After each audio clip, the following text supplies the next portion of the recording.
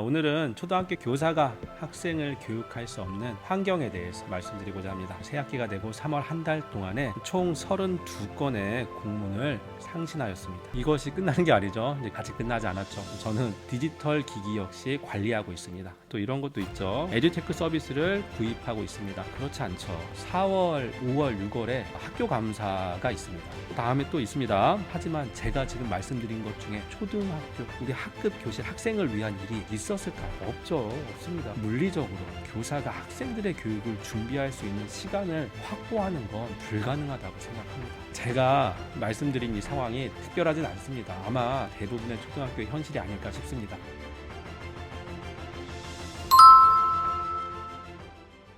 네, 반갑습니다. 채널 초등아이입니다. 자, 오늘은 초등학교 교사가 3월에 새학기에 하는 일, 다시 말씀드리면 교사가 학생을 교육할 수 없는 환경에 대해서 말씀드리고자 합니다. 초등교사에게 가장 중요한 일은 무엇일까요? 첫 번째, 학급 학생 21명에 대한 교육. 두 번째, 업무입니다. 당연히 1번이겠죠. 초등교사에게 가장 중요한 일은 학급 학생 21명에 대한 교육일 것입니다. 하지만 현실은 조금 다르죠. 저 같은 경우에 새학기가 되고 3월 한 달 동안에 총 32건의 공문을 상신하였습니다. 예를 들어서 실물 하산기 유지보수한다든가 하이러닝 운영기기를 기자재를 구입하고 포상대사자 추천협의회 결과를 보고하고 개인정보 처리 방침도 개정하고 정보통신윤리계획도 추진하고 있습니다. 조금 더 자세하게 말씀드리면 초등교사로서 담당한 업무는 개인정보 보호, 정보통신윤리, 디지털기기 관리, 교육청 지원 사업을 관리하고 교육청에서 지시하는 업무, 지원이나 하이러닝 등의 업무를 또 처리합니다. 또 6학년 졸업 앨범과 체험학습, 포상 대상자 등을 선정하는 업무를 하고 있습니다. 이러한 업무를 구체적으로 말씀드리면 다음과 같습니다. 예를 들어서 정보통신 윤리 교육 업무를 제가 맡고 있는데 이러한 업무를 초등학교에서 할 때는 먼저 추진계획을 수립합니다. 추진계획의 내용은 이렇게 되어 있습니다. 인터넷 과의전 의무교육 실시합니다. 법령에 근거하여 이러한 의무 교육을 실시해야 된다는 게 초등학교의 법적 의무입니다. 교원과 학생, 학부모 대상으로 정보통신 윤리 교육을 실시한다. 5월 11일과 15일에 정보통신 윤리교육 주간을 해서 교직원은 4월 중에 연수하고 학부모에게는 가정통신문을 배부한다 라는 계획을 세우고 연수도 제가 하고 배부도 제가 하고 있습니다. 또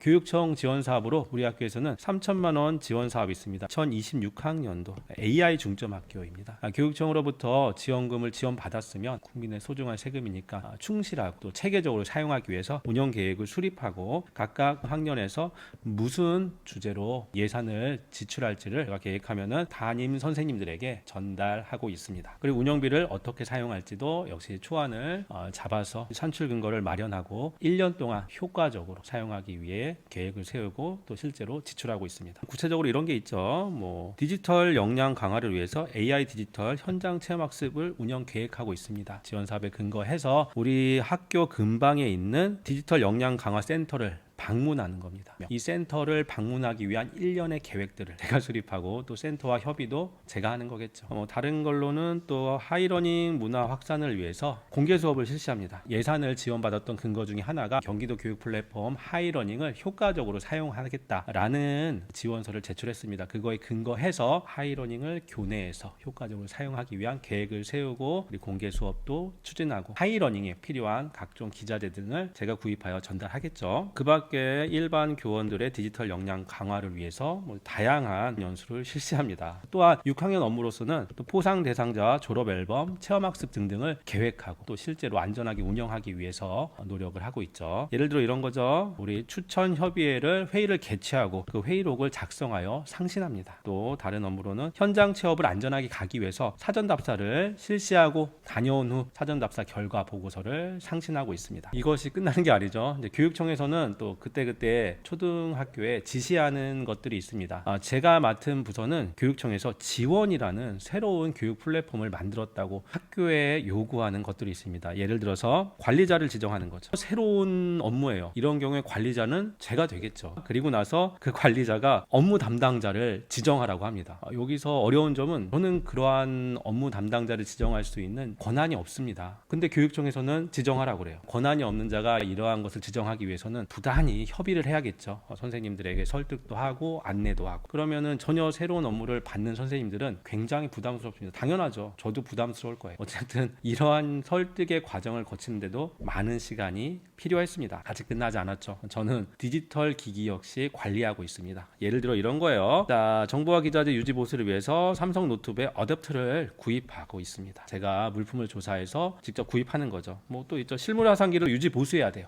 몇 반에 무슨 화상기가 고장 났는지 조사하고 그 업체가 와서 수리할 수 있게 협의를 하고 있죠. 자, 또 이런 것도 있죠. 에듀테크 서비스를 구입하고 있습니다. 무슨 서비스가 필요한지 선생님들에게 문의하고 또 업체에게 그 에듀테크 서비스를 사용할 수 있는 방법과 구입하는 방법을 서로 협의한 다음에 행정적인 처리를 하고 있습니다. 3월 한 달 동안입니다. 3월 한 달 동안 대략적으로 이러한 종류의 일을 하였다라고 말씀드리고 있습니다. 바쁜 3월이 지났으니까 이제 괜찮을까요? 초등학교에서 담임교사 또는 부장교사가 3월이 지났으니까 이제 여유가 있을까요? 그렇지 않죠. 4월, 5월, 6월에 학교 감사가 있습니다. 그러한 감사를 또 준비해야 돼요. 예를 들어서 정보 보안 감사가 있습니다. 정보 보안 굉장히 중요하죠. 학교 기관 같은 공공 서비스를 제공하는 기관에서 보안에 문제가 생긴다면 심각하지 않겠습니까? 그렇기 때문에 교육청에서는 보안, 이 매뉴얼만 지키면 학교에서 보안은 문제 없다라는 매뉴얼을 제공하였습니다. 이 매뉴얼이 220페이지에 달해요. 예를 들어서 이런 거예요. 학교 게시물 삭제 기록 대장을 만들어서 관리하라는 거죠. 또 저장 매체 하드디스크를 완전히 파기하기 위해 계획을 세우라는 겁니다. 누가 세우죠? 초등교사인 제가 하드디스크가 10개가 파기가 되는지 그러한 것들을 다 파악하라는 겁니다. 이게 가능할까요? 물론 정보 보안을 지키기 위한 완벽한 계획이긴 한데 초등교육 현장에서 이게 가능할까요? 불가능합니다. 2023년도에 이 담당자가 이 문서를 만들었을까요? 우리 학교만 안 만들었을까요? 대부분의 학교가 이 문서를 만들 수 있을까요? 3월에 32건의 상신 문서를 하고 그 계획을 수립하고 계획한 것이 수행하기 위해 총 행사들을 운영합니다. 현실적으로 이걸 어떻게 만듭니까? 다음에 또 있습니다. 개인정보 업무 매뉴얼이 있습니다. 개인정보가 유출되면 굉장히 심각한 문제입니다. 그렇기 때문에 교육청에서도 이 개인정보를 보호하기 위해서 빈틈없는 완벽한 계획을 세워서 초등학교에 매뉴얼을 보급했죠. 이 매뉴얼은 역시 300페이지에 달합니다. 이 매뉴얼 300페이지를 보면서 감사에 대비해야 되겠죠. 개인정보 교육 결과 보고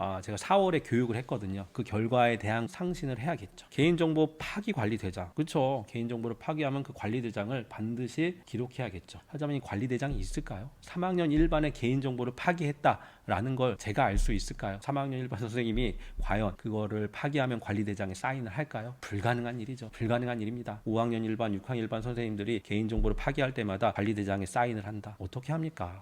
교육청에서 보급한 이 완벽한 매뉴얼, 이것만 지키면 개인정보는 절대로 뚫리지 않는다는 이 매뉴얼은 학교 현장에서 실행하기 굉장히 어렵습니다. 하지만 법적으로 제의 의무이기 때문에 저는 이제 문서를 만들어낼 것입니다. 이를 4월 이후에 계속 준비합니다. 문서를 위한 문서. 다시 한번 여쭤보고 싶습니다. 초등교사에게 가장 중요한 일은 뭘까요? 학급 학생 21명에 대한 교육일까? 제가 방금 3월에서 했었던 1년의 업무를 하는 것일까? 물론 중요한 일은 1번이겠죠. 하지만 제가 지금 말씀드린 것 중에 초등학교, 우리 학급 교실 학생을 위한 일이 있었을까요? 없죠. 없습니다. 3월에 상신한 32건의 문서들. 과연 이러한 상황에서 제가 충실한 교육 준비를 물리적으로 시간을 확보할 수 있을까요? 8시 30분부터 학생들이 등교하기 시작합니다. 아마 3시 정도 되면 모두 하교하는데요. 8시 30분부터 3시까지 저는 학생들과 많은 소통을 합니다. 하지만 학생들의 교육을 준비하기 위한 1년의 활동을 3시 이후에 할 수 있을까요? 말씀드렸던 업무를 해야겠죠. 제가 말씀드린 이 상황이 특별하진 않습니다. 아마 대부분의 초등학교의 현실이 아닐까 싶습니다. 물리적으로 교사가 학생들의 교육을 준비할 수 있는 시간을 확보하는 건 불가능하다고 생각합니다. 그럼에도 불구하고 현행 교육 환경에서 많은 선생님들이 학생들을 충실하게 교육하기 위해서 노력하고 계십니다. 저는 이러한 우리 초등 선생님들의